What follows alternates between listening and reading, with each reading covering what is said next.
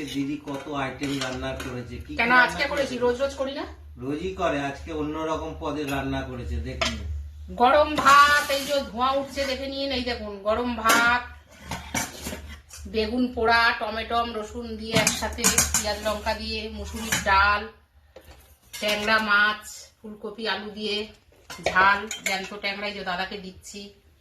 আর দাদার খাবারটা দেখুন, গন্ধ লেবু দিয়েছে, আর এই যে ধনে পাতার চাটনি। ঠিক আছে, উনি খেতে ভালোবাসে, হাতে চাটো।